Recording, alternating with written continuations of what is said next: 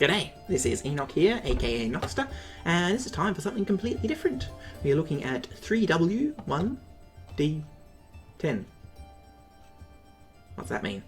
This is my magnum opus, I guess. It's a story that I've been writing on and off over the past something like 9 years.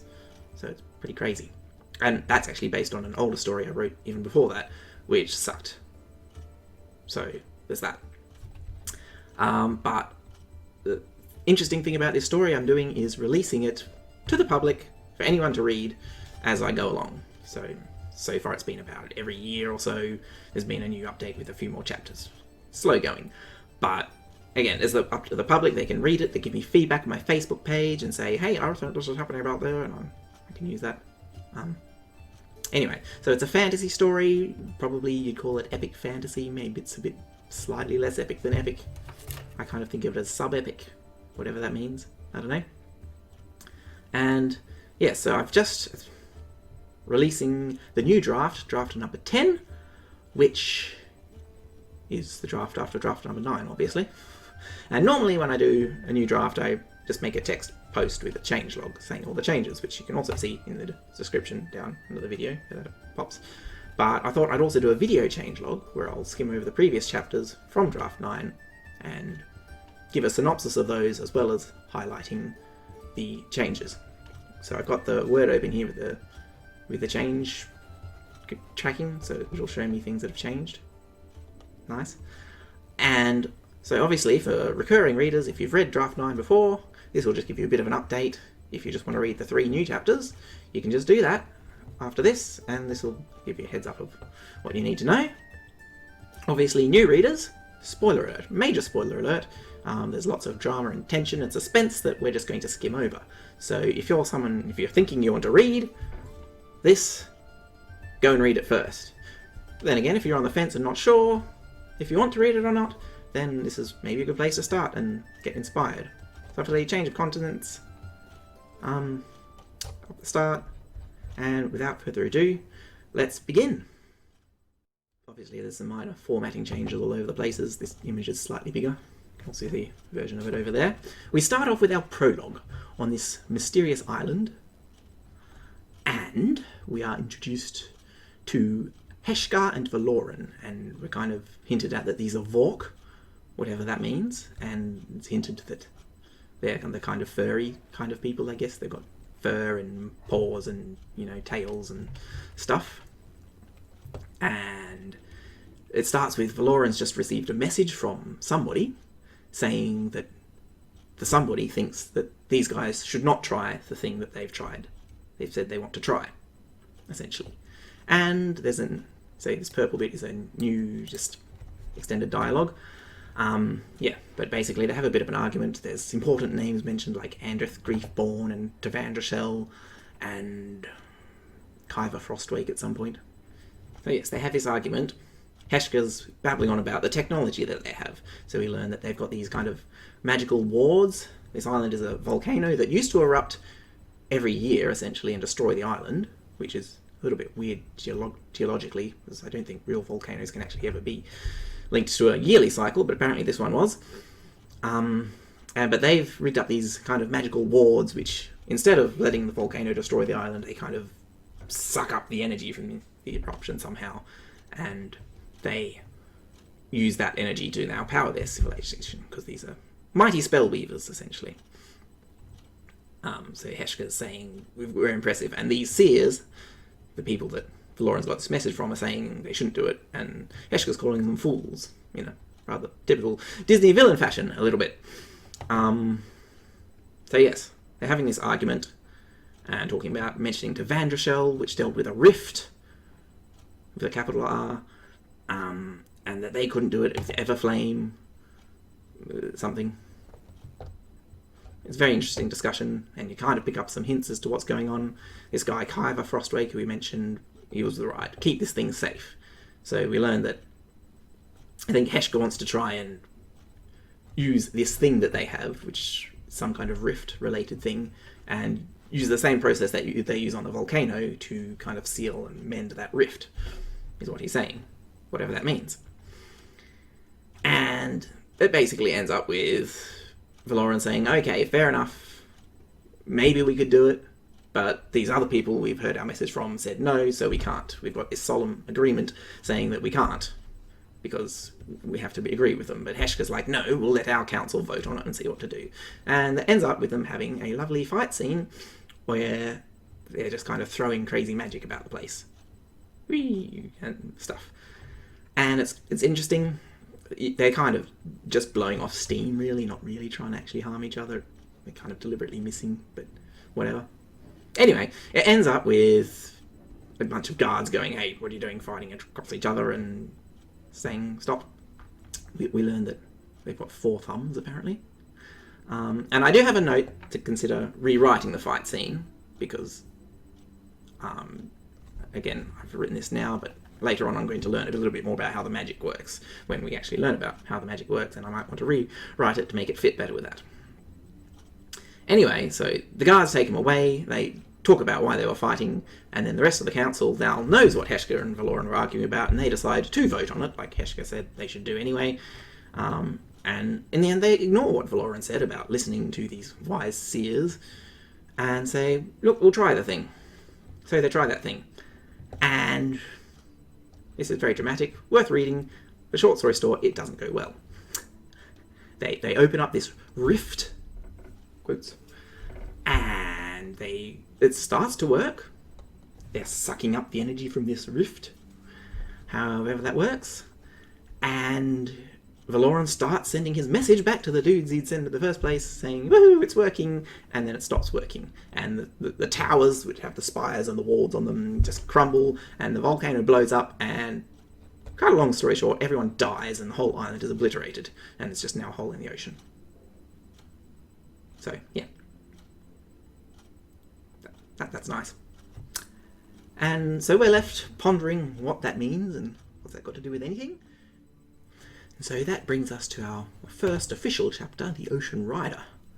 And we get a nice little introduction here, and it's quite a lot interesting in these first few sentences where we're introduced to people who have hands, not the paws we've been dealing with, so we're normal people. We learn about this language, Melodian, which is a language which you communicate by singing. And we know that there's worlds, plural. So yes, this first chapter, I guess, is mostly scene setting. So we start out with this wedding between Loyara and Thera. But soon enough we're introduced to Rattle, who is actually our main protagonist. And he's Loyara's brother. So we learn that he lives in this town called Tabroch, which is on the eastern coast of Hornath. And there's a little bit about the geography, and Rattle has just been starting working as an apprentice for Gorrel, who is the uncle of Thera, who is the guy who just married Loyara, Rattle's sister. So, Rattle's 16 at the moment, and kind of at that young stage of pondering, what am I doing with the rest of my life? I'm kind of learning to be a carpenter, am I still wanting to do that? Am I going to go somewhere else? All these wonderful life questions.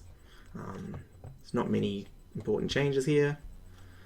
It all happens. Icon, who is the father of Rattle and Loyara, goes sailing off on a ship called the Ocean Rider, hence the chapter name, and he goes sailing off to do some work as a sailor. He's a fisherman by trade, but these guys come and say, we need some more sailors. So he does that, and he's due to arrive. So he's gone for a few months. He's due to arrive in 4 days' time, which is just going to be before Rattle's 17th birthday, which is his coming of age celebration. So he's kind of excited about that, until there's a massive storm, and they wake up eventually after the storm passes, and they find the wreckage of the ship. And it's nice and dramatic and very sad, and whilst going to check the wreckage, the guy says they found no survivors, essentially. And Rattle runs away to the hills and has a bit of a cry by himself, and then eventually comes home and goes to sleep. So it's lovely and dramatic in scene setting, but not much plot-wise. That brings us over to our second chapter, The Stranger in Elbrin, which is, we're introduced to our second set of characters, the land of Elboria, which is south of Hornath, the place we've just been learning about. And these are people who are proud and noble, a little bit cliche, I guess, and have a royal family.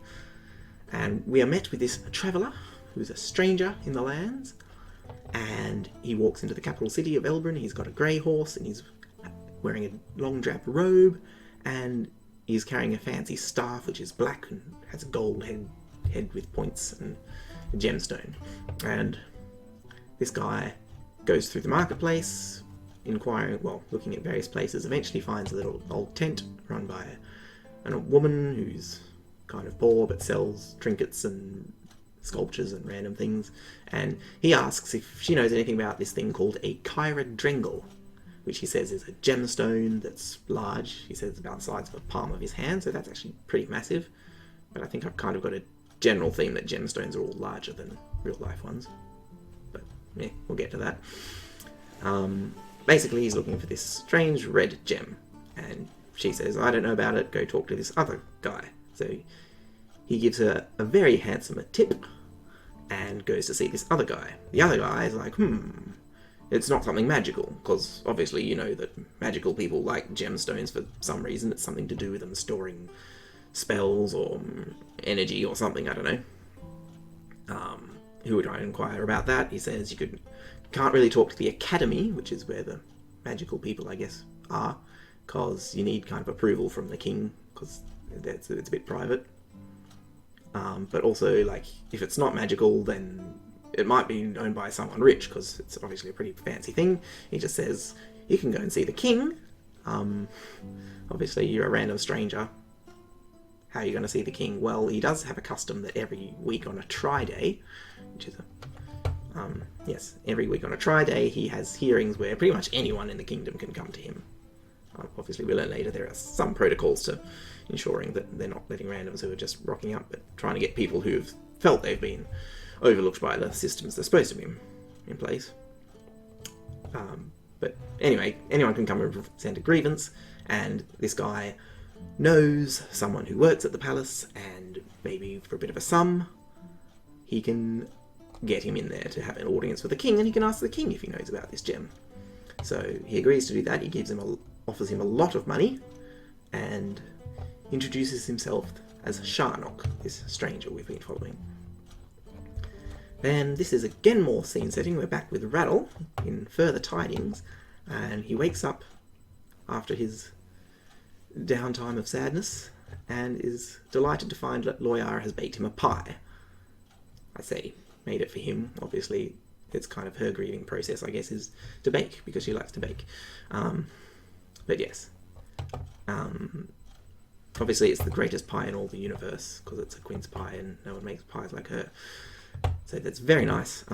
But then Gorrel and Therar come home, and they've been helping search, and they reveal some more information.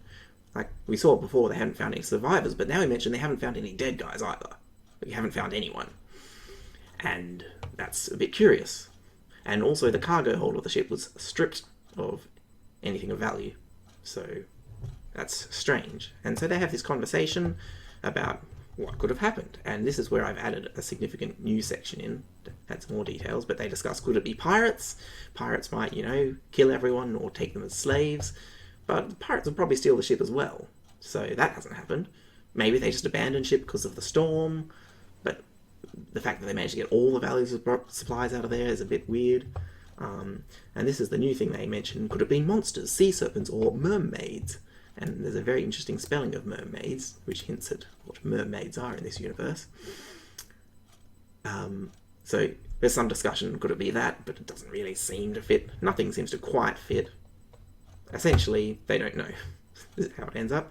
But they have this nice thing about, well, we don't know. Let's kind of still be hopeful. Maybe it's okay, but let's also prepare ourselves that we don't know. Let's stop speculating. And eventually there's some nice, good old family conversations, but basically it ends up with Gorrel giving Rattle a few days off to process things, and Rattle going for a walk down the coast as far as he can in a day to check. I mean, presumably the other townsfolk are also been checking and searching and haven't found. He finds nothing, he goes up in both directions, and nothing new happens, essentially. Now we're on to the royal palace, which we hear about Sharnock's meeting with the king. Well, first he's just been, in the meantime, he's been muddling around in the public library and talking to random strangers more about this Dringle gem that he's after. But he goes to see the king, and the king is there with his wife, the Queen Moraine, Prince Ulrius and Princess Cariel, and also his trusted advisor Elmer. And I've got some notes to modify the design of the crown that the king wears, because I originally went for a fairly simplistic design, but then I thought I might want to actually incorporate some of the symbology that Elboria now has, that I've developed since then. So that's kind of a change. So we're introduced to these people. Sharnock goes there and meets them. He's left his staff behind because it's not technically a weapon, but it could be used as one, I guess. So he basically asks the king, do you know about this Dringle? Takes a long-winded way of describing it and things. Do you know of it? Or could I go and ask the scholars at the academy if they know of it? And the king says, no, I don't know of it. Sorry, haven't heard anything. I would have heard it. Any stones that the academy acquires I need to know about, so I wouldn't know about it if they had it.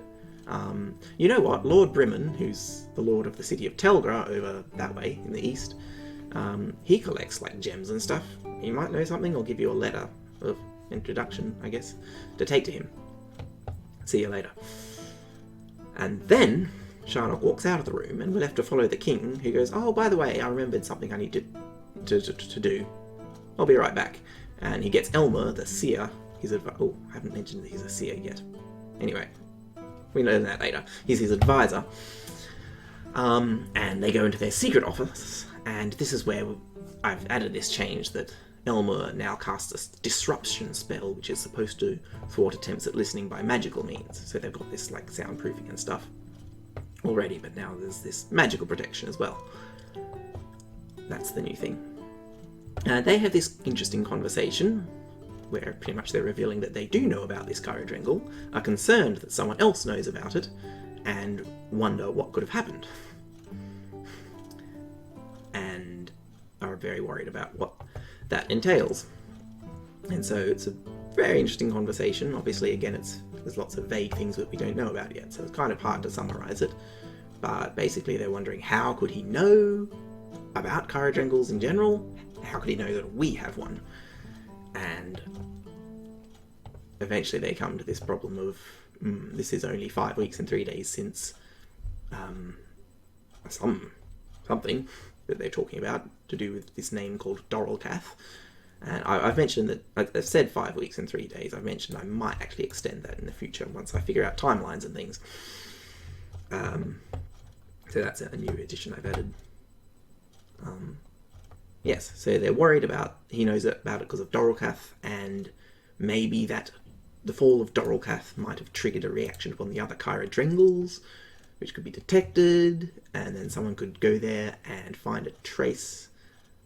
Did I mention an aura? I think I did, specifically. I might not have actually used that word, maybe I should have. Oh no, I left a residue, that's what I mentioned, yes. That's kind of relevant later on when we see something similar happen in a different situation. Basically, they're like, if Sharnock is one of these good guys, the people with us, the other keepers who hold these Dringles secretly, who's worried and is talking to us, then obviously we want to talk to him and say, hey, stop telling everyone about Dringles, and also help him. But they also say, but if he's not one of the good guys, I guess, then telling him about that is the worst thing we can do. So let's just go with what we've done. We'll send a message back to Colirthnor, which is the other people they're in cahoots with, and we'll warn them. And it's a good thing that Cade is there, because he's the dude that takes the messages, essentially. So well worth reading that conversation, because there's a few extra hints and things you'll get. But for now, let's skim over that and go to the next chapter with a youth's farewell, which is kind of a double meaning there. Because we're back with Rattle, and they have this kind of memorial service, I guess, for the ship, the Ocean Rider. They set the wreckage on fire. They sing this lovely song. And yeah, they say goodbye. They also say, like, we're hoping for the best, but being prepared for the worst. We're accepting that these people might not come back. They might. we'll be happy if they do, but we've got to live our lives like they're not, because we don't know. Maybe they'll turn up in a week. Who knows? And then we have this lovely coming of age ceremony, and there's this thing he sings in Melodian again, kind of like they did at the wedding. There's this interesting thing that he does where he takes off his outer cloak or whatever, which is brightly coloured, and he's got something darker on inside, which is nice and symbolic of shedding the joys of youth, and that comes relevant a little bit later when we see something similar. Yes, he sings this melody, and then he has to eat an onion, because that's like their initiation thing of, you're going to be a man, men have to protect people and endure hardships for the sake of people, so you've got to eat this onion, and it's a horrible experience. And then they have this quiet family affair afterwards, where it's just Rattle, Dorrel, Loyar, and Thera. And there's some lovely conversation and banter around there, and Rattle gets some birthday presents. Gorrel gives him a knife, which he's made the handle himself, and it's got this nice message of "In our hearts we hope" written on it, which is also a line from that song. Loyara gives him a tunic, which is blue, pale blue. And Thera gives him a pan flute, which he hasn't made himself, but he's had to buy. And a musical instrument with pipes, if you don't know what that is.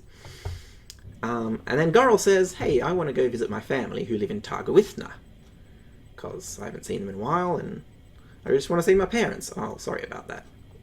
But yeah. But why don't you come with me, he says, essentially. They go, all right, we'll go visit Targawithna for, I guess, a few weeks.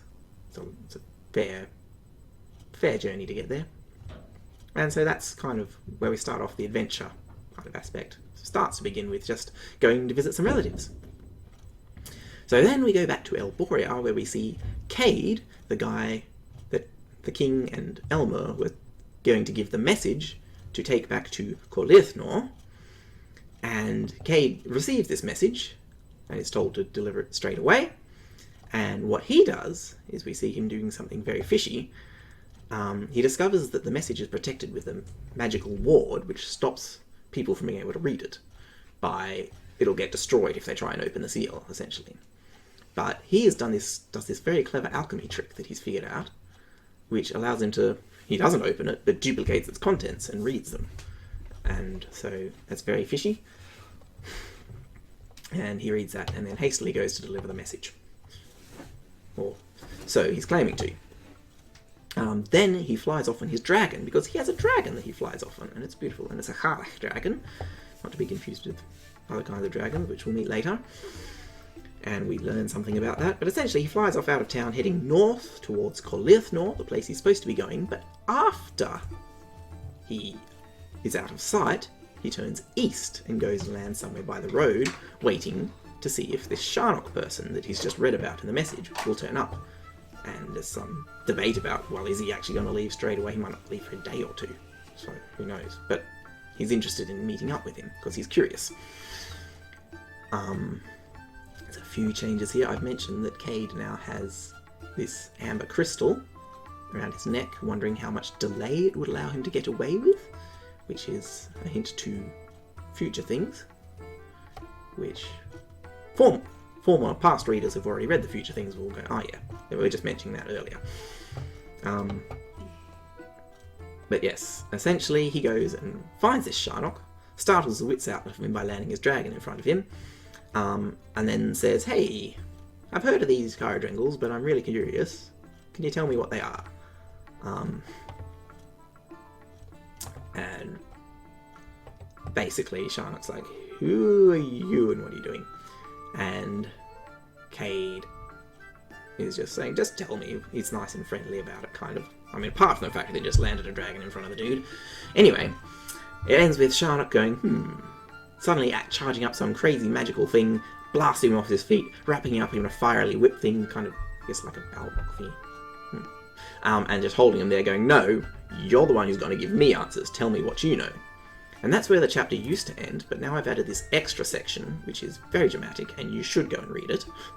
I will not go over it here, because I don't want to spoil that for the previous readers, But essentially, Cade tries one more thing to try and get himself free. And that is proved futile. Don't read it. Then, we're off to a journey's beginning, which is the start of the journey, essentially. So we see Gorrel, he's buying a mule, because they're going to need a beast of burden. Rattle's buying supplies. Then they're discussing things, then they do some work, making a table for someone, and then they continue to make preparations, and eventually they leave. And go for a walk across the downs, and there's only some minor changes in here about conversation. So on the way, they talk about the place they're going to, Targawithna, and Gorrel mentions that it's the oldest city in Khoranath. And that's interesting, and we learn a bit of the history. That this land used to be inhabited, there was just these tribes of nomads that wandered around it, essentially, and not really, they didn't build fixed settlements. And later on we kind of learn that these nomads are descended from even older nomads, I guess. But for now, yes, these people lived there, and then some refugees arrived from the north on a fleet of ships. And essentially they said, hey, we're fleeing away from some kind of horrible thing, which they're not told too much detail about, but something to do with some kind of war, essentially. And they come and they walk across this land. They come to a small fortress, which used to be owned, well, was at the time owned by Elboria. And back when they had a war with the goblins of Bulgorg, but that war was kind of over. They didn't really need the outpost that much, this little castle. So they say, hey, you refugees, why don't you live here, essentially. And so they settled there, and over the time, what used to be just a little castle, they built a wall around it and turned into a village and became a city of Targawithna. And they eventually spread out over the lands, and the nomadic people who were living there also kind of ended up joining with them and intermingling. And that's where the nation of Khoranath originated. And there's a little bit more of mention of geography. But the other interesting thing is that becomes important later on is that they also mention that what used to be the castle where they started out is now used as an academy, which we learn. I've mentioned a little bit about what Rattle already knew about that.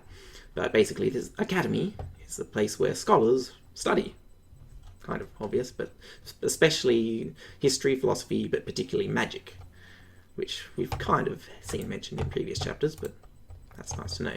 And we also kind of learn that in Khoranath, the people are like, nah, we don't really do magic, partially because refugees wanted nothing to do with it after the horrors they'd seen magic being used for, and the nomads were kind of a bit superstitious and didn't like meddling with things, so that's kind of the general sentiment.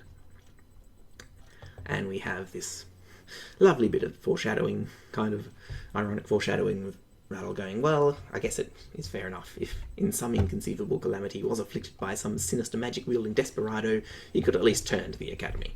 Because he's mentioned that they might not do a lot of magic there, but at least they study how to defend themselves from magic in case someone else wants to use it against them. And yeah, that's kind of fair enough.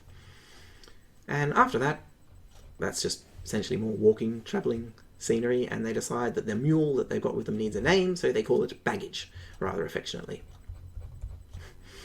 Then, this chapter's interesting because I've decided it needs a complete rewrite. So it was, I just called it the Toll Collectors, but I've now realised the Price of Passage is a much better name. And basically, we see Sharnock, who we last left, holding Cade at, well, not gunpoint, but basically threatening him and getting him to tell him and spill the beans, what he knows about the Cairo-Drangles, is now not going east to Telgra to see Lord Brimman, like the king said, but now he's going north. He's going between Elboria and Khoranath in the wilderness, and again, I've decided I want to rewrite this chapter, because he meets up with a bunch of people who claim to be toll collectors, turns out they're bandits and want to rob him. And I've decided I don't really like the exchange and quite how it plays out and the things there. But, and the way it builds up, I want to kind of show that Sharnock is kind of questioning these people out, finding out, are you like desperate poor people who just have to rob people to make ends meet, or are you really these cruel, bloodthirsty, horrible people who will just go and beating up people for fun and stealing their money? So I kind of want to have a more of a sense that Sharnock is trying to suss them out before he starts doing this taking a deep breath thing, which was what he did to charge up to deal with Cade. And then there's this lovely break where we don't see what happens next, but the next thing we see is him walking through the streets of Targawithna selling their belongings. So it's kind of lovely. So it'll still end much the same there. But I've just said I want to change the way that exchange works a bit. Make it a bit longer, and probably one of the bandits will actually be a Vork, so we'll get a little bit more detail about them than we got in the prologue. After that we have the Fringe of the Forest, where Rattle and Gorrel are walking. This time they get a little bit of conversation about Elboria and Elbrin, which we kind of already knew about. We learn the history. They once had a bitter war with the goblins of Bulgorg. The goblins kind of just withdrew in the end. It was kind of a truce.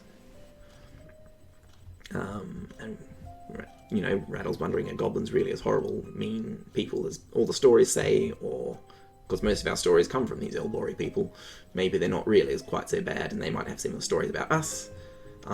We learn a bit about the relationship between Khoranath and Elboria, and that they've kind of exchanged customs and things. Like, the Khoranath people just basically use their currency because they couldn't be bothered making their own, I guess. But this is a detail I've added, is that the marking of the hand for marriage, which I don't think I mentioned, but it happens in the first chapter. They drew it like a tattoo across their hand, kind of instead of a wedding ring.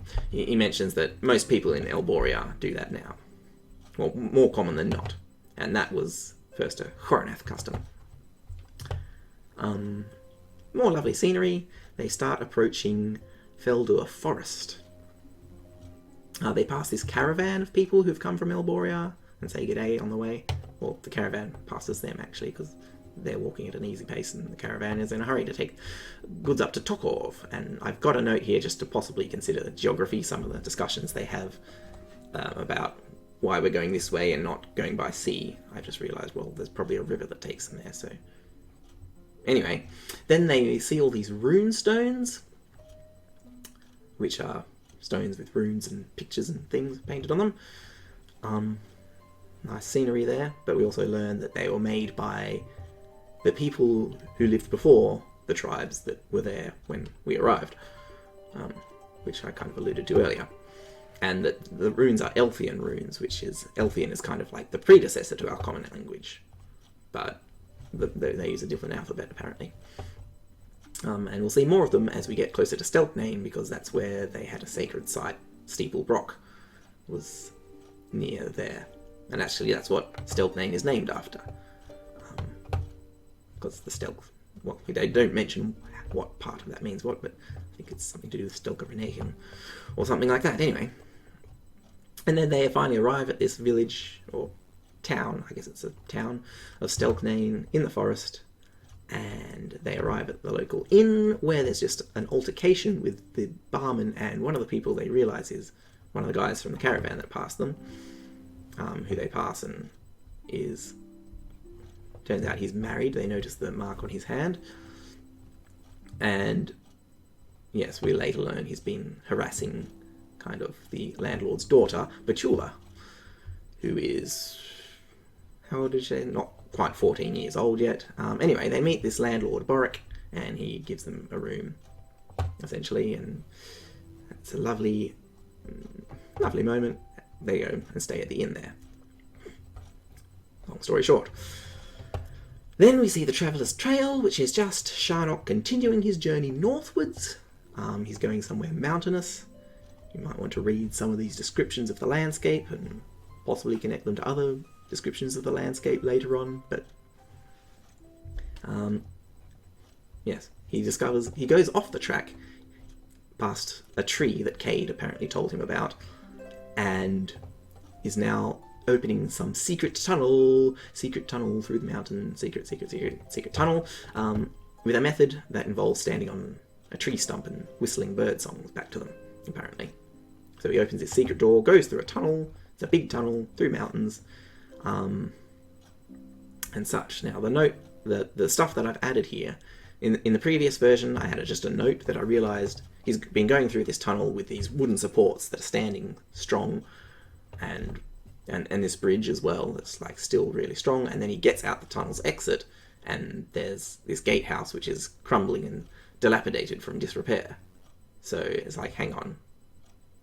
Like, when I wrote that earlier part first, and then I wrote the other part next, and I didn't realise until I read them together that, hang on, that makes no sense. Why the support's inside, not destroyed, but the gatehouse is. And I had a few thoughts here. That's the original note I made, and I've basically just rectified that. Well, I haven't rectified it, I've made it so that Sharnock notices that it is a bit strange, but maybe it could be some kind of magical enchantment, because we saw the crazy stuff that the guy did for the secret door, and it might be just preservation, that he's added magical stuff to the beams and the timbers and the supports inside the tunnel, and didn't bother to do that for the gatehouse for don't know why, but I could think of a few reasons. Anyway, so he goes through this tunnel into this valley, which is completely surrounded by craggy mountains. He approaches some kind of castle-like structure or fortress, and then is the bell goes off, and there's like a light that appears in the top, and he hears the sound of something descending upon him, essentially. And he fingers this crystal pendant, which was the same one that Cade had previously, thinking, let's hope that Cade keeps his end of the bargain. So they've clearly made some kind of deal. Cade's told him how to get to this place. Then we get to chapter 11 of Olifs, What-Ifs, and Monoliths, which is one of my favourite chapters, and it was very much an emotional rollercoaster to write, because I had two very big surprises in it that were surprises for me. Anyway, Rattle and Gorrel, well, Rattle actually first, wakes up in this inn, goes down for breakfast. He's just pleasantly chatting with Betula, who was the girl from the landlord's daughter, essentially, and also the serving maid, whatever. She comes along to chat with him, and we first get a little glimpse at Rattle's more shy and reserved personality. So that's the first part where we kind of start to see that showing through a lot more. And she's basically very chatty and talkative, as obviously it's her job to do. She starts talking about Olifs, which are basically miniature kind of pig-sized elephants that live in the forest and stuff, which is kind of weird. He hasn't heard of it. I've mentioned he's heard of elephants, he knows what they are, but never heard of Olifs, which she says is weird because it's a bit silly. I mean, elephants don't even live on this continent, but you know about them, but not about Olifs. Not Olives. And Olifs live, just a few days' journey away. Kind of weird. Anyway, she is called away by her mother, saying, come stop flirting with that lad and come and help me in the kitchen. And Rattle's a bit put off by this, because, well, for one, he's not a lad anymore, he's now a man, he's 17, and for two, that's not flirting, she's just chatting with me. And then he suddenly has this revelation, which was exactly the same revelation that I had, was that, well, she's only 14 or whatever, but she's only like 2 years younger than him. Well, 2 years, a little bit more than 2 years. And suddenly, in a few years, maybe she would be a good option for him. And we think, basically, it's just kind of this surprise emotional roller coaster to suddenly realise maybe she's someone I might want to thinking about marrying in the future. And he's kind of very put out about this the whole day. While they're there, they're staying at the town for the day, and they decide to go for a walk up to Steeple Rock, which was the important landmark we noted earlier, and they go there. There's more runestones on the way, and then we have this lovely description of the mural, and you can actually see my prototype version of it up there. So that's a nice little thing. They see this, and suddenly, this is the other thing that came as a big surprise to me, after looking at it and thinking about what possibly it could mean. There's this crazy emotional reaction, and it's very beautiful and heartbreaking, and also kind of sympathetic, and it's wonderful. You should read it. And again, it was a complete surprise to me as much as it was to him, because I didn't realise I was going to write about that. My original thought was that he was going to read that and go, oh, look at these people, they do a happy dance, and then da da da, and just make something comical out of it. But then after I had described it, what I had seen about that made me go, well, he kind of figures that much out, and then suddenly this thing happened, and it was, wow. Anyway, he's kind of a bit emotional after that whole experience, And Gorl says maybe it's some kind of magic that's like painted into the rocks. That makes you feel what it's depicting, I guess. Basically, they go back to the inn. They found that these people have caught an Olif, which now everyone gets to share a piece of. And basically, Rattle has a not sleeping well that night with a lot of emotional roller coasters now breaking in on him. Then we get to the Intruder's Intent, where we see Cade, who is now at the fortress that Sharnock rocked up at, and basically he's chatting with one of the guards because he says he heard the bell go off. What was that about? And the guard says, hey, this dude randomly rocked up. He says he got lost. And they have this argument about, oh, how can he get lost? Wow. Anyway, Cade goes and visits Sharnock because he's been locked up in the detention chamber, which is not the proper prisons, we learn, but this nice little place where they put, people who just need to cool their head off for a bit. Sharnock is very concerned about his horse, and they have some secret discussions about what they're doing.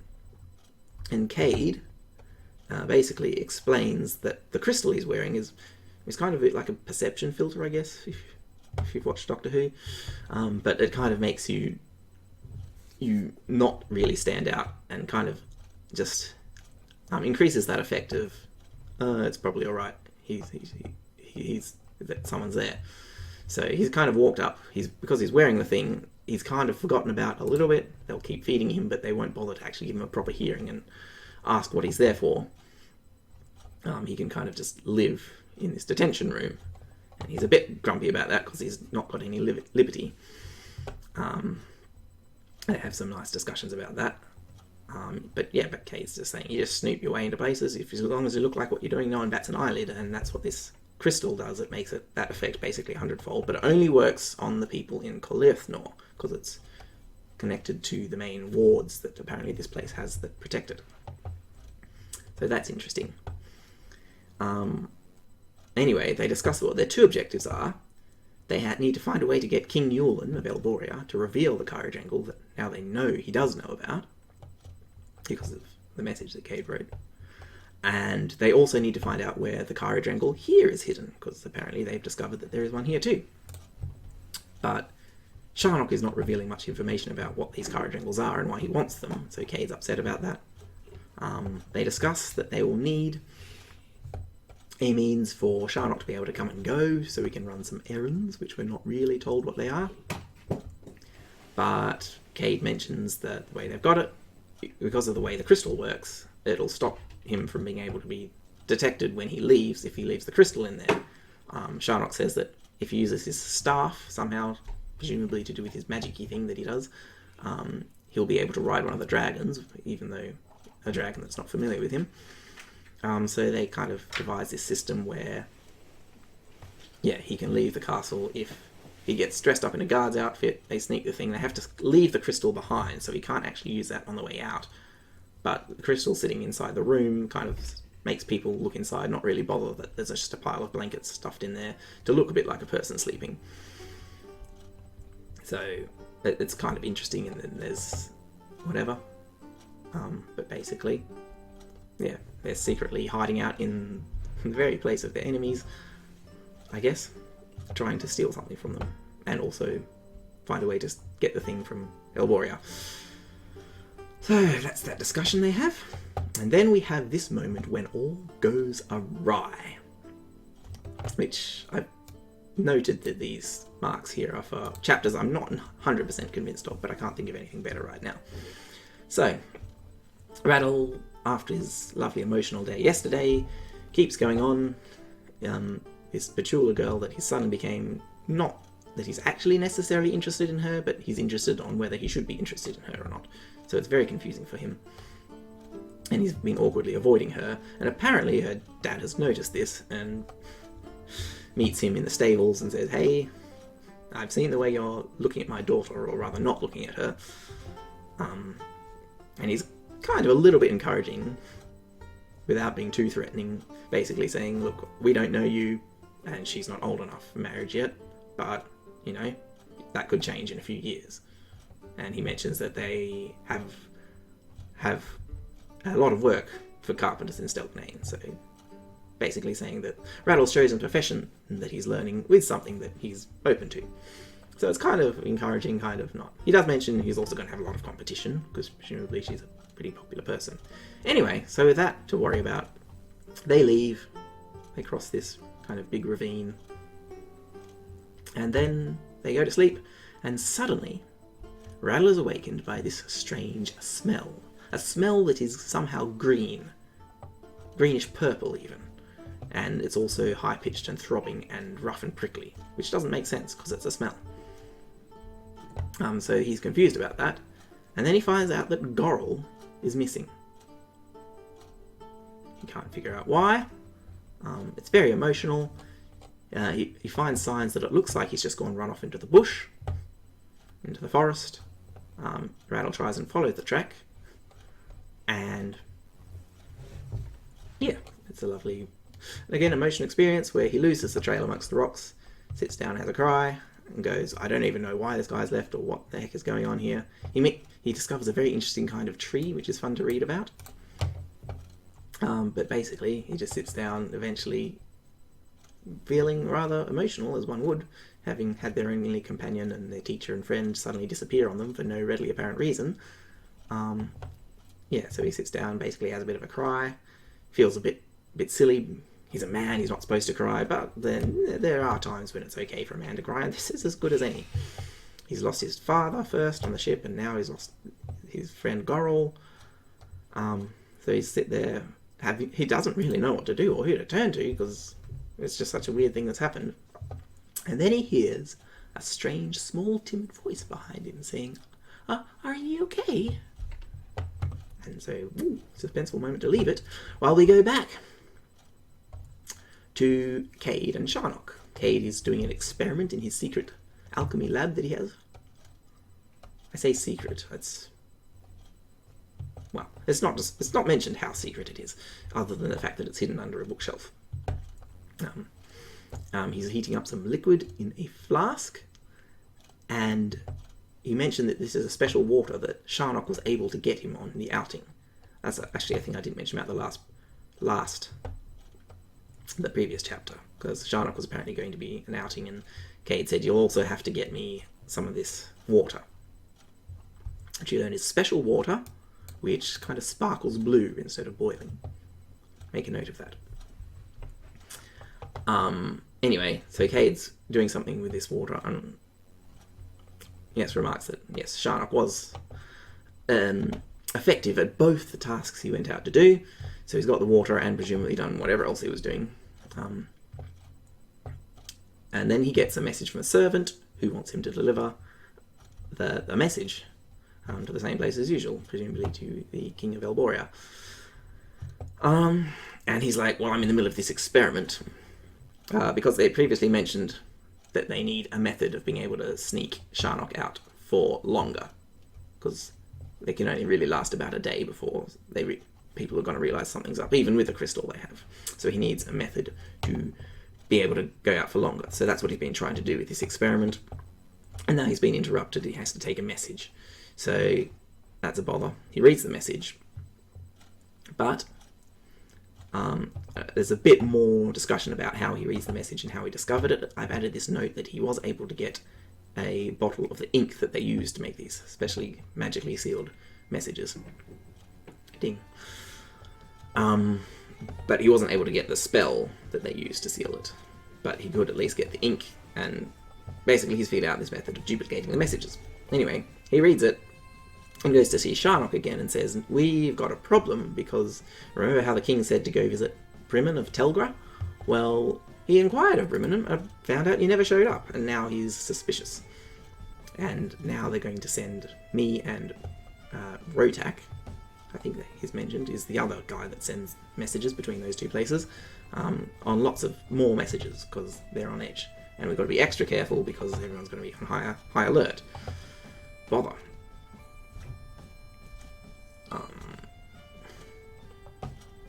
Yes, that's again about it.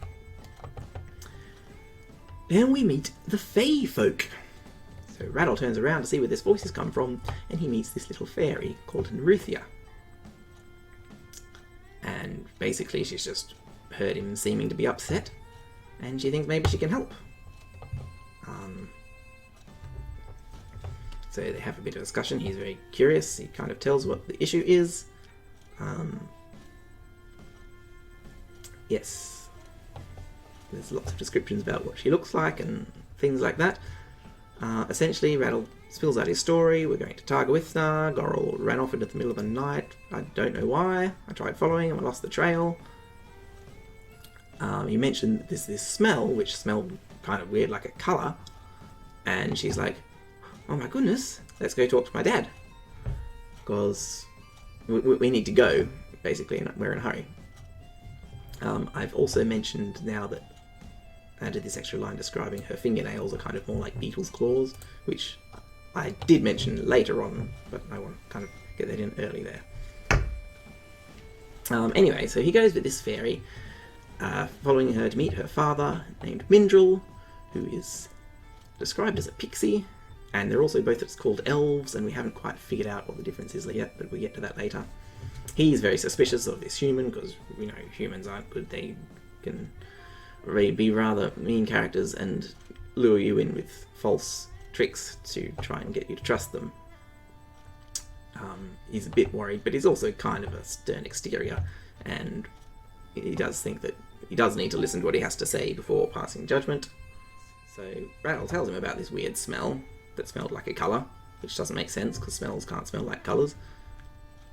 And he says, let's go to the place and we'll have a look.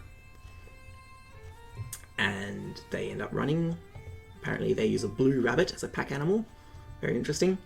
And he follows these elves through the forest, and on the way he trips. I've just removed that note because I've decided I'm happy with it. He trips over and hurts his ankle, which comes up later because he have to keep running even though he's kind of got this sprain on his ankle. They eventually find the place, and now they find their way back to the place where Gorrel disappeared from, and the smell is still there a little bit. And they suddenly quickly do some things, which we learn are a little bit of the alchemy kind of stuff again. Not quite the same as what Cade was doing, but the same practice kind of school of thought. And somehow, he's not quite sure what happened, but this pixie Mindrel has been able to suck up some of that smell into a bottle, essentially. And we leave this with a nice moment of finally we're going to give you some answers. So that's very interesting. Then we have A Way Forward, or as its tentative title again, where we meet Cade, who's coming back from having delivered the message to the king.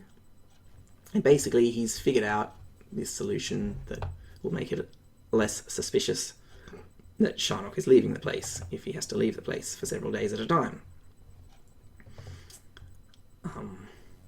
Yes, he's got this kind of enchantment that he puts on the table, which means if anyone leaves food in there, it kind of decays into this gas stuff, and then he's got this other enchantment he wants to put on the chamber pot, which kind of sucks it in there, and it kind of looks a little bit like it's being used, and with the help of the crystal, people probably won't really bother checking, and will seem it's okay, he's just sleeping in there, because he's always just sleeping in there, he must be awake at night or something. And they have this he meets Rotak, who's the other messenger who goes there. He bumps into him and says, you're going to have to go back there. I had a note to mention, they talk about the Lords of Caerleon and the Council of Lords. I'm now not sure if there's a full council or just 2 lords. But, yes. Anyway, so there's kind of these interesting discussions about what's happening, and there's this rather funny scene of Cade applying this kind of a primer coat for the enchantment he's doing and being grouchy. We mentioned the name of Yerzen now. That's a new thing I added, as the name connected with the people who built the place.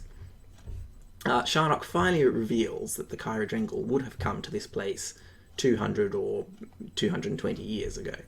And so Cade's finally figured out, well, that's when they were building this place, so they could have intentionally built a hiding place into this place.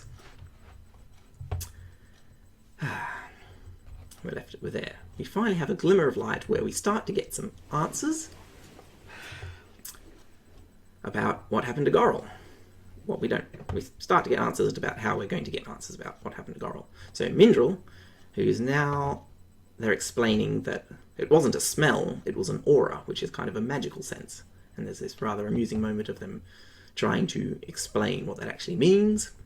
But basically it seems to be some kind of a spell residue, a little bit like the one that Yulin and Elmo were mentioning earlier, that can sometimes happen when someone casts a spell. And maybe it looks like probably someone cast a spell here. Don't know why, don't know what, but I've got the sample in this little bottle that we've got for you, and you can take that to ask someone who knows about magic, who might be able to tell you what it means. Maybe they'll be able to tell what kind of spell it was, or maybe who did it, I don't know. Basically, that's all he has to go on. He remembers the conversation he had earlier, that there is an academy in Targawithna, and that is somewhere he can turn to for help. Well, assuming the people at the academy aren't behind it. Right. Just a spelling correction there. Yes, that's essentially, you realise this, then there's a bit of a time gap where we're passing, the elves have a bit of a sing-song and sing this lovely song, and we learn, well, I guess a little bit about the place they've come from. They've said that they live in the forest. We've kind of got our nation of Cerbaloth, which is actually deep in the woods, kind of beyond the place where the humans normally go. Yeah, they live there. There's the kind of the fairy queen rules from Arbelon in the centre of the Cerbelheim pool. But there's also many small communities and villages further away, like the ones we came from. And Randall finally asks our question of what's the difference between a fairy and a pixie. You use both of those terms, and quite simply we explain that fairies are females and pixies are male elves. So I've kind of used 3 different words, or actually 4, because we learned that nymphs are also the young'uns before they have wings. So I've kind of used 4 different fantasy or mythological creatures and combined them into one race, which is interesting. And we also learn that fairies have wings all year round, but pixies grow their wings in the spring and then shed them in the autumn. Obviously once they get old enough that they grow them. So that's some interesting details there. We also learn that the fairies have their coming of age kind of thing when they turn 50, which causes some confusion, because 50 seems really old for Neruthia to be, because she seems quite young, but she can't be 50, and they have a bit of a confusion before Mindrel clarifies that I think we count ages differently, because we count ages in seasons, not years. So she's only, 12 and a half. Now suddenly she seems too young to be just coming of age. Anyway, he mentions that there's this trial that he's been preparing her for, because that's the tradition. The father takes the daughter out to prepare her for the last bit before she does this trial, which is part of their coming of age celebration thing.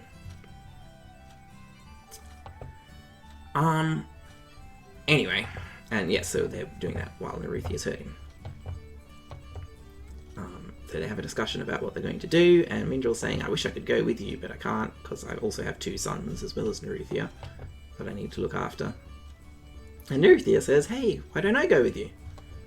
And obviously Mindrel's like, no, I'm not sending my daughter out with a strange human, and you've got the trial and stuff. Neruthia says, I can kind of do the trial on the way, because he's got that sore ankle that he learned about before when he tripped. He's not going to actually be walking much for a day, at least. And when he does, it'll be slow going. She can do the trial on the way. And he's like, no way. But eventually she does convince him to let her go with Rattle. And they mention, actually, yeah, it is actually a good point. Someone has done magic here for something, and we don't know why, and it could be a danger to our people too. We need to find out what it is, essentially. So they agree. And there is a bit of a consideration that Rattle, whether he should trust these random people, but that he's just met. But he does mention that, well, they're sending him into his own human academy. If they'd said, come into the forest and we'll tell you what's going on, he might have had reason to go, yeah, no, I'm not trusting you. But they're kind of saying what he should have done anyway if he'd known it was magic. So he is kind of willing to let Neruthia go with him, and he learns about what this fairy trial involves, which is apparently that they leave their children out in the forest with nothing, and they have to survive for a few days on their own.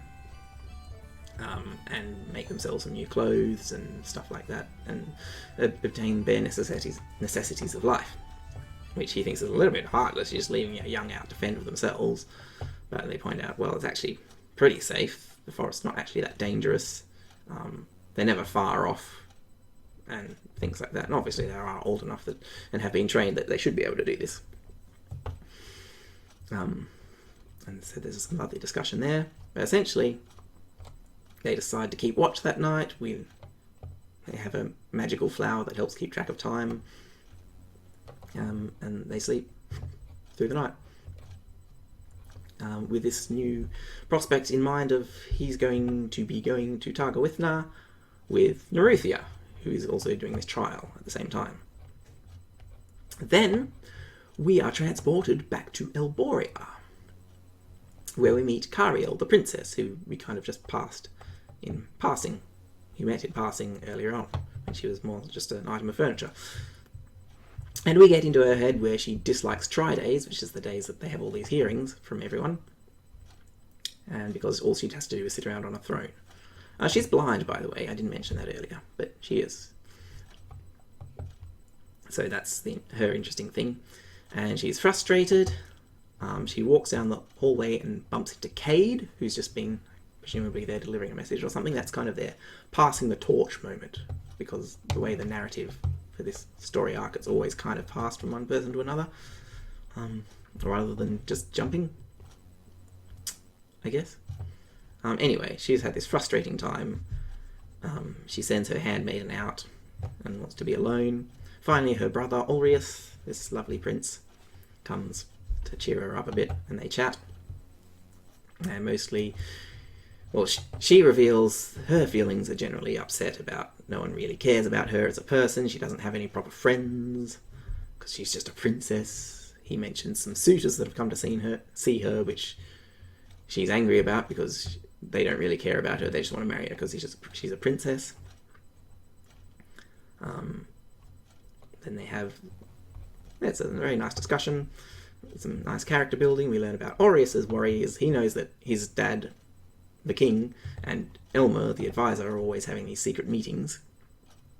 And there's something secret going on that they're not even telling him about. And he feels a little bit left out and like he's not trusted. Like he knows that he is, but he feels like he's not, essentially.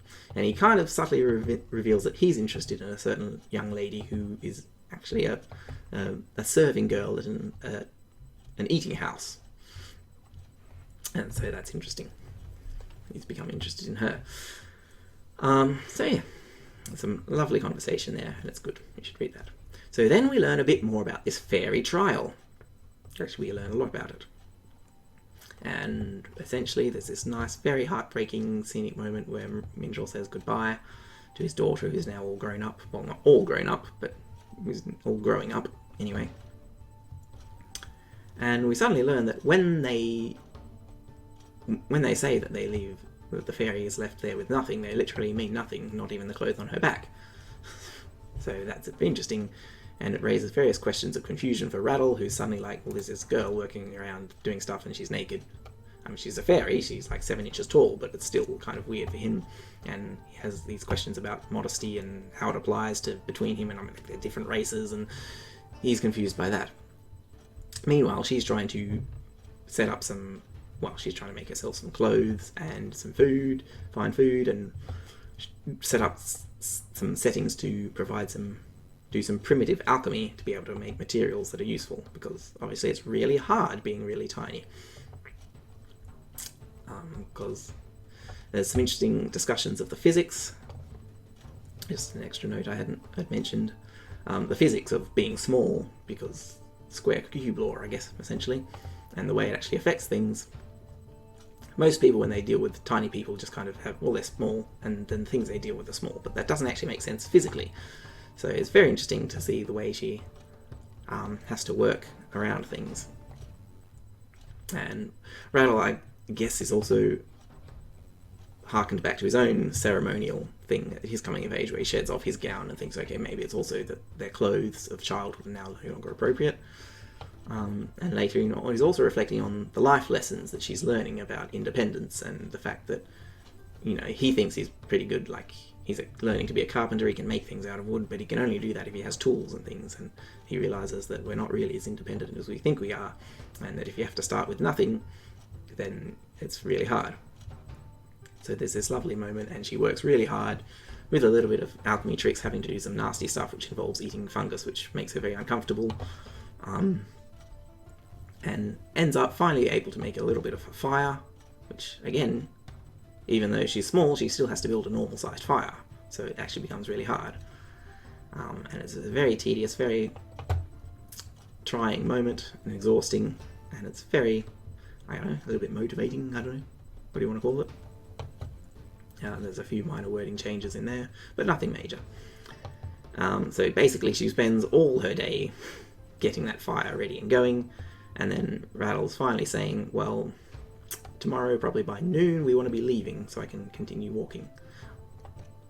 And she's very upset because she's just spent all this work. But she is hoping to make some materials that'll make it easier to relocate her fire or make a new one. Then we meet up with, in the Allure of the Adventure, Cariel and Aureus again. Aureus, the prince, takes her out for a ride and says, let's go for a ride on our horses. And basically, they just go off for a ride. She has a nice time. She's blind, and being able to ride around on horses is a nice freeing thing for her. He loves to sit down on top of the nice, beautiful, majestic scenery and describe it for her in poetic ways, and she loves listening to him, even though she's been blind from birth and doesn't actually know what anything looks like.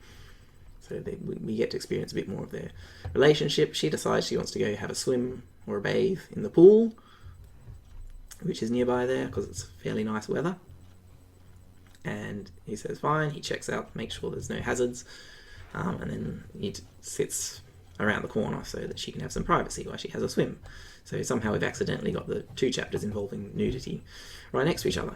But anyway, she goes and has a swim, and then suddenly, after being there for a while, she is met with this strange desire to go exploring. I would also mention she has this bracelet, which is has this magical enchantment, which tells her if hostile people or strangers are about, essentially. But yes, she feels this sudden, inexplicable desire to go exploring and climb up the rocks and wander off across the grass. So she's walking off and suddenly realises, why am I walking off? Like, this doesn't make sense. I should have gone back, got dressed, asked my brother to go and take me. But by the time she's a little bit confused about why she felt such a strong urge to do this. Suddenly she hears a noise of some large animal breathing and realises that this bracelet that's supposed to tell her when strange or hostile people are around is going off like crazy. And she starts to scream when suddenly a hand is wrapped around her, basically, by some stranger. And oopsies, she's been presumably kidnapped. Then we move on to Hill and Dale, where we see Rattle's journey once again. Neruthi is continuing to work. She's now got some little kind of alchemical coal, which is like, I guess, more concentrated fire, which makes it a little bit easier. She's making things that do stuff. She's made a makeshift needle out of sticks and is sewing, and there's lots of discussion about the actual craft that she's doing. And making some form of clothing, starting with a little bit of a loincloth and then some kind of scarf thing to wrap around, and then various other things along the way. Gradually upgrading things and getting a better setup at the same time as travelling and foraging with Rattle. And again, this is kind of a very scenic chapter. There's lots of lovely scenery. Not a lot happens plot-wise apart from, I guess, learning about geography. We learn about the mountain Emrosh, which is also a place that we said that Caden was saying was near Colithnor. That was where the tunnel that Sharnock went through was, so there's somewhere near that vicinity, maybe. Maybe not quite, because that's further north, but you see the massive mountain men Kellywath at the end, and is grateful that they don't actually have to go over it, because obviously we're just going past. Yeah, as far as actual plot developments happen, not a lot, just more journeying and more things, I guess, and scenery. And we have the Guardian's Guilt, where Olifs, who has just left his sister swimming, is suddenly surprised to find she's gone.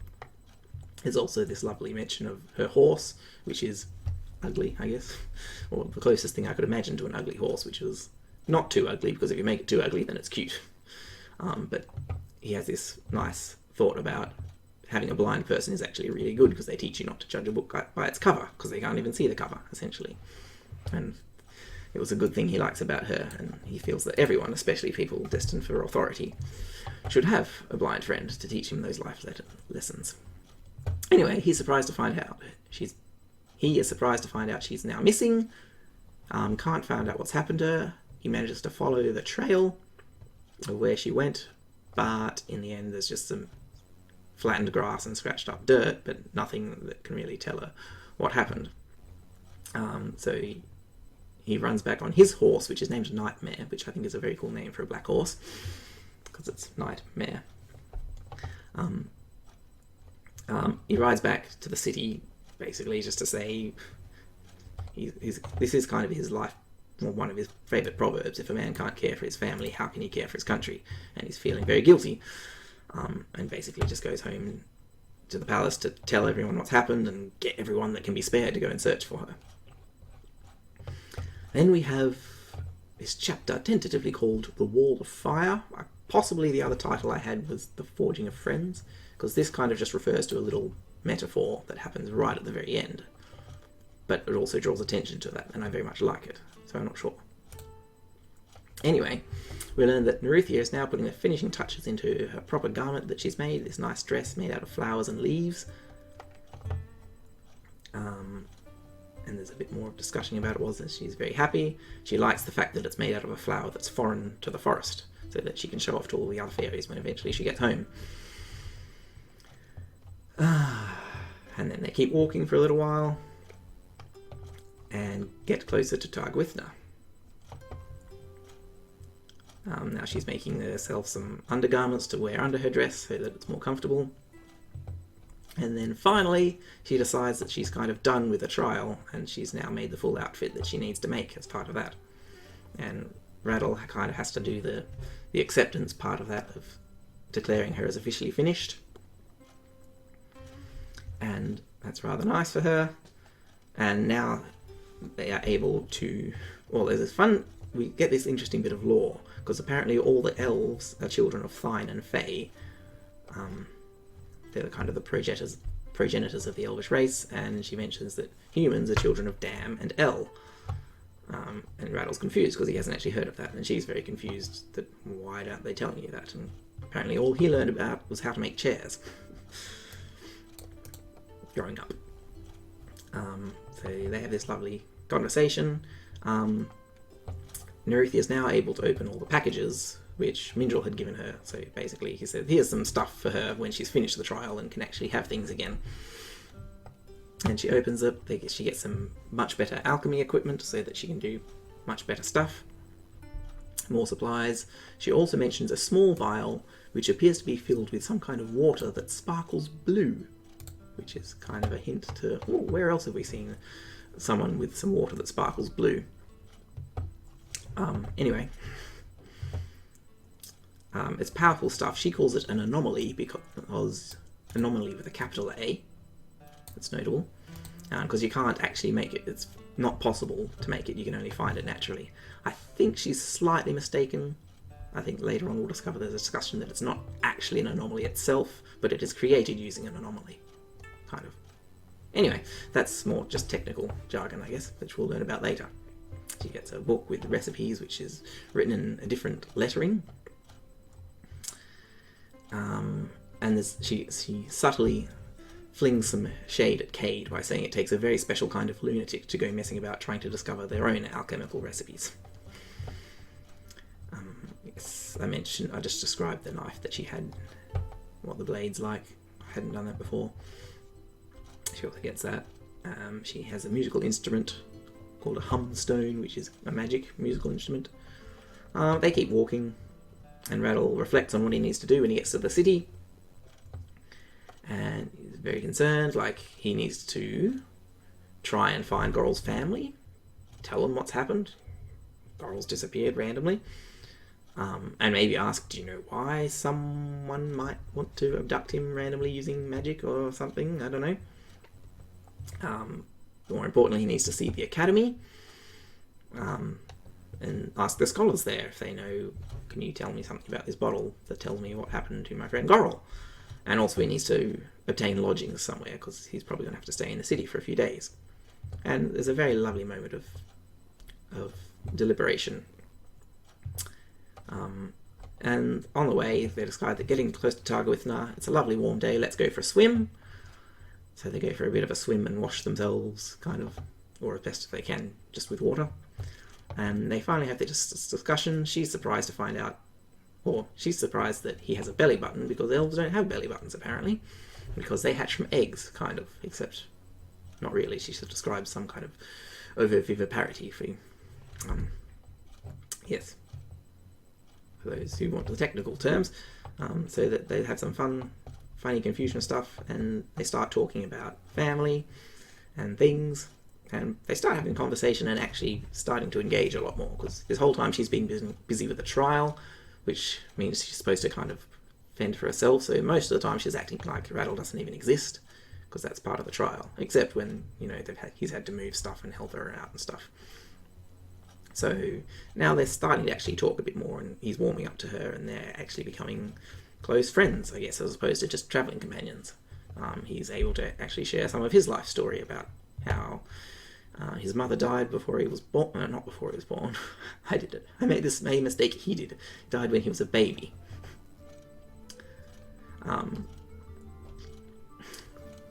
Yes, there was an awkward conversation when she realises that apparently her being naked around him is a bit weird to him. Because it's not weird to her, because he's a human, she's an elf. Like, who cares? But she suddenly realises, and that becomes awkward, and they have an awkward trying to change the subject moment when she's finally starting to think about such things. But anyway, yes, asked about his family. She learns about his father and the recent tragedy, and it's all very sad.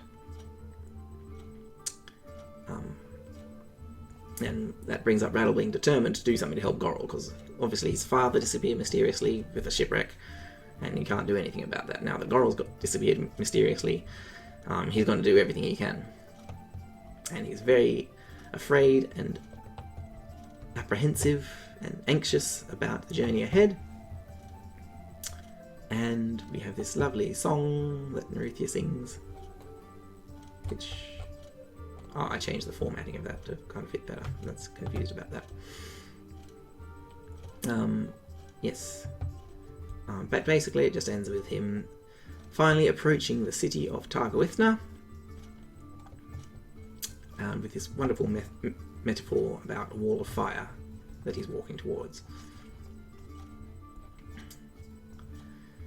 And finally, we get to the chapter Grim Portents, where we have the scene where Cariel, the princess, has disappeared from, and we've got the Royal Guard, soldiers of the Watch are there, common citizens, everyone that can be spared is there looking. And the king is kind of having a chat with Elmer, his trusted seer, going, do you know anything about this? There's this interesting mention of a sound that Olifs didn't hear when he was exploring the area. Which apparently there was a sound that was yellow, that is kind of mentioned as a similar thing to the aura that was there when Goral disappeared, except that was a smell that was green. But maybe it's something similar. But they don't notice that because it's already gone, and it was a lot fainter too. Anyway, basically this is saying we keep searching, and then the king's like reminding him, hang on a minute, you are head of the academy, you know about magic, is there something we can do? And Elmer's saying, well, not really, we don't have a lot of technology here because of your policies about using magic. We're not super advanced in terms of magic, really. I don't know of any kind of magic. Me, myself, I chose the path of wisdom over power. You need to find a spell weaver or a very good alchemist, like a very good alchemist. So there's an interesting discussion about what a spell weaver is and how that's different from a spellcaster, because it is. There's things to think about. And he mentions that Doralcath is no more, wherever that was. So they can't get help from there. Khoranath, their magic is even worse than ours. The Darachum, whoever they are. Actually, no, he hints that they're dwarves later on. They don't really like us. We don't really like them. They've not been friendly terms. Obviously, the Bulgorg, the goblins we fought back in the day, we don't want to cooperate with them. Okay, that's 250 years ago, whatever. Actually, no, nearly 300 years ago. But still, I've just added this extra detail talking about Haravan or former Osrian territories. Over the sea or further afield, we don't really know them. Like, we have trade agreements, but to found such an audacious request as a magical spell that could find someone, we don't have the basis for that. And the king hints at their other contacts, and he mentions that his home city is even further away on another world. And for one, whatever help we could acquire there will be a long time coming, and they probably wouldn't be too eager to just randomly help us, even at my request, unless we had a good reason for it. So unless you've decided to tell them ... cough cough about the Chirodrangle, essentially. I assume it's obvious that's what he's hinting at. But it's not, even if he did, it's not apparent that the incident is necessarily connected, the incident of the princess's disappearance. And the king's like, well, you think it could be? And he mentions, well, it's a pretty good reason someone might want leverage over you. But he mentioned, well, I'm the king, there's lots of reasons someone want leverage over me, assuming this is actually a kidnapping and not, just some other thing, I don't know what. But he mentions with this line, yes, okay, it's one good reason. It might be a good time to start thinking what's more important, your daughter or your duty, because if it comes to it, then that's a very real choice you'll have to make. And then finally, we pop up with this scene 5 days later, back in the city of Elbrin, in the markets, and Gregan, the trader from all the way back in chapter 2, is closing up his shop when Sharnock rocks up again. And he remembers him and goes, you're that dude I helped get an audience with the king. And Sharnock tells him, I need to see him again. I need to see him tomorrow, which is Friday. And Gregan's like, no, I can't do that. For one, getting him once is hard enough. Getting you twice, you're not actually a citizen. It's really meant for citizens. I was able to pull some strings while my friend was. That's nice, but I can't get... Sharnock's like, I'm going tomorrow. And he's like, no, there's no way that can happen. And then Sharnock slams a sack of money on the counter, and it bursts open and contains an astronomical sum, essentially, of jaw dropping. And he says, I'm going tomorrow.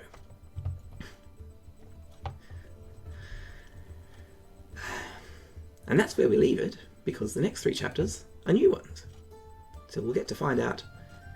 I'm guessing it's fairly obvious what he's hinting at there when connected with this previous discussion there. But that should be very interesting to note. Hopefully that was a good synopsis of everything that's happened. And these new chapters are very interesting to read, and we continue to explore various aspects of things. Battle goes to Targawithna. We see the city of Targawithna. And then we finally do get to the audience that Sharnock has with the king that he's just organised. And that's a very interesting read. And has an interesting outcome. So go ahead, download it, click the link, which will probably be in the description or wherever you can find it. Give this a read yourself. And let me know what you think. If you have any theories about how things might be connected, tell me. And I'll be able to look at them and go, ooh, I didn't think of that. Or, ooh, he's on the right track. Or, oh, darn, I made that too obvious. You weren't supposed to notice that. Let me know any feedback and all. Questions, comments, or abusive statements are all accepted.